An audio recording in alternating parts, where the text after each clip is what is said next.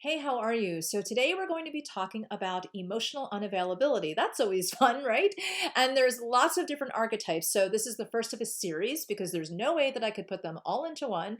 And also, I would appreciate if you would subscribe and also ring the bell so you know when I have more archetypes, more videos, and everything else coming for you. My name is Michele Paiva, licensed psychotherapist, and let's get to it. So the number one archetype that I hear about is what I call the Romeo archetype. This is the guy, and I'm speaking to females right now about men, although this can be switched in gender. Okay, so guys that are watching, this can be about a female. Call it the Juliet or the Romeette. So the Romeo archetype is very unique. They sweep in, they do their damage, and they get out right away. Now, number one, I should mention, we all have had, in fact, it would be very unusual if you haven't had a run-in with someone who is emotionally unavailable. There's a lot of them out there, and sometimes, depending on where we are in life, we might even exhibit some of that as well. But there are some people who are a little bit more psychopathic about it, and that's more of what I'm talking about, okay? So emotional unavailability is actually very common, and like I said, it is very common that you would have run into it. Usually what's happening is we have a parent or parents or some kind of person in our past, in our childhood, who has created something in us that we are not working out. It doesn't mean that those people were bad. It doesn't mean that your parent or parents or the people in your life were abusive or negative in any way, or even emotionally unavailable. It's just that we're working something out that we weren't able to work out when we were younger. Or they were emotionally unavailable and we are definitely working something out. And what we tend to do is pick people who have some of the qualities that we're trying to work out from our parents or from the people in our past. And when I say people in our past, it could have been a high school boyfriend or a college boyfriend, whatever. It doesn't have to be a parent. So it's very common for you to have to subconsciously work this out and then attract and choose people who put you in that position where you're trying to work it out. So let's go into some of the archetypes, and that number one archetype that I talked about was the Romeo archetype. Now, this is the relationship that feels really good in the beginning. It starts out where you both feel like you've known each other forever, and this person is asking you lots of questions, very interested in you, and you might know a little bit about them, but the focus is on you. You feel like a goddess. You feel like the only woman in the room. You feel like the only woman on earth. They make you feel like they've never met anybody like you. Now, this is within hours or days, okay? They make you feel like there is nobody in the world like you, that you are the best thing that's ever happened to them, that they can't believe that they hit the jackpot or the gold mine or whatever in meeting you. And you are feeling great because who doesn't want to feel fantastic, right? So what happens is you're caught up in feeling good about all the compliments and all of the attention. And you don't recognize right away because a lot of infatuation, even in a healthy relationship, feels like that. It feels sparkly and beautiful.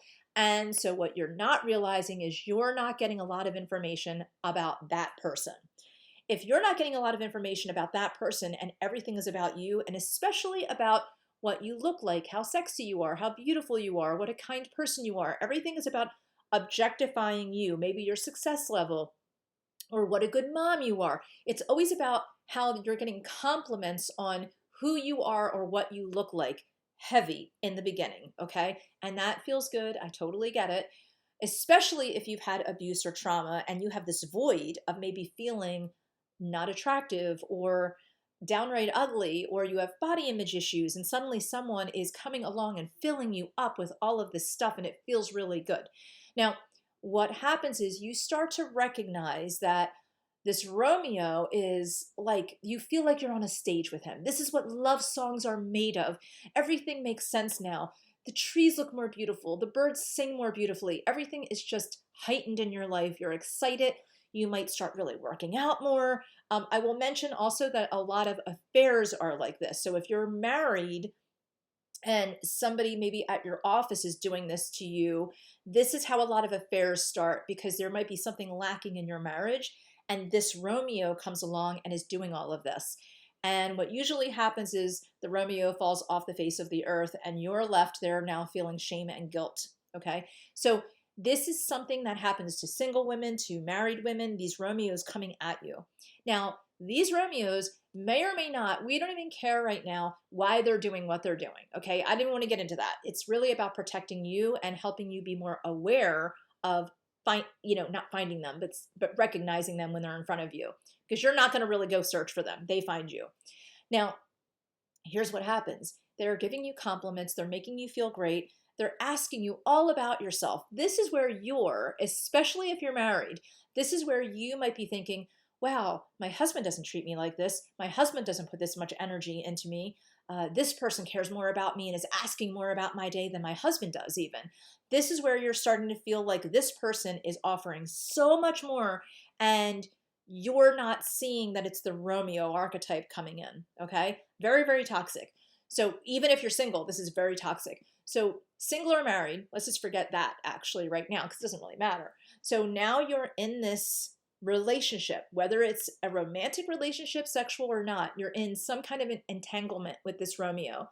And you know you're in it because you're looking forward to the next time that they reach out to you. And you are really looking forward to them texting you and any interaction with them. You feel like if they don't text you, if they normally text you every hour and suddenly they're not, you're starting to feel a little empty. That is a hallmark of a Romeo relationship. So now you're going to notice that the Romeo is sort of on a stage, okay?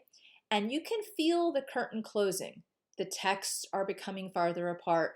The interactions, not so much. If it's someone that you're seeing on a daily basis, maybe at work or anywhere in your maybe astronomy club or whatever it is that you're doing, a meetup, you're noticing that this person is a little bit more distant. Not much, but just enough that you're feeling it, but you can't pinpoint what it is. And it's their energy level is coming down because really now reality is setting in.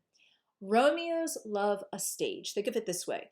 They love a stage. They love the fake lighting. They love the drama. They love the audience. You are the audience. So when they're throwing all of this acting and drama at you that's beautiful, and it's just overwhelmingly attentive to you, and you are saying, oh, thank you, oh my gosh, thank you, blah, blah, blah, and you're texting back and everything else, you're technically the audience. You're basically clapping when they're giving their drama.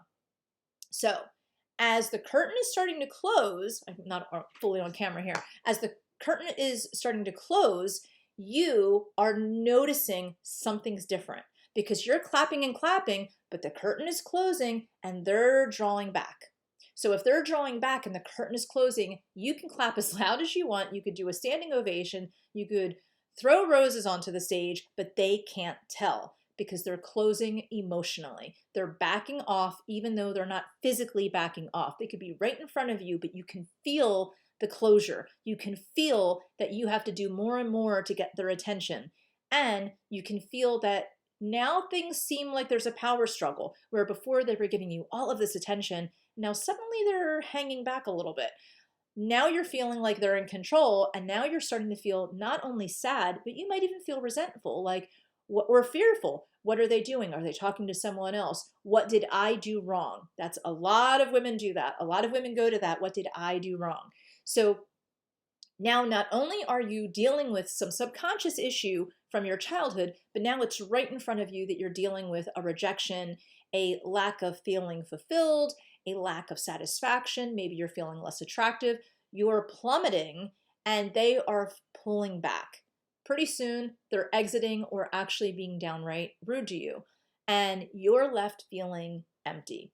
So I just want you to think about that for a moment, because when the curtain closes, they're sort of losing the need for all the sparkle and everything else because they're not attracted to reality.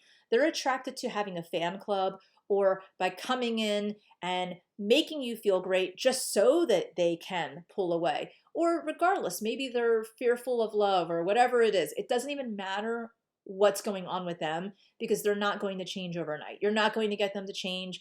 There's nothing that you can do. There's no amount of clapping, standing ovations, or roses that you can throw at them that are going to make them say, you know what? Yes, I want this. Now, the caveat here is that somebody who's very fickle might pull away a little bit, and then if they don't get enough adoration from someone else, then they might come back to you. And it's going to feel really good when they come back to you. And you're going to think, they see that I am of value. They want me. They came to their senses, or excuse me, and then or whatever it is. But guess what? They're going to do it over and over again. These relationships tend to be very objectifying, very devaluing, believe it or not, even though they're giving you all of these compliments and attention. It devalues you more and more and more. So comment below. Let me know if you've had a run-in with a Romeo. I would love to hear about it. And also, please subscribe, hit the bell so that we can stay connected.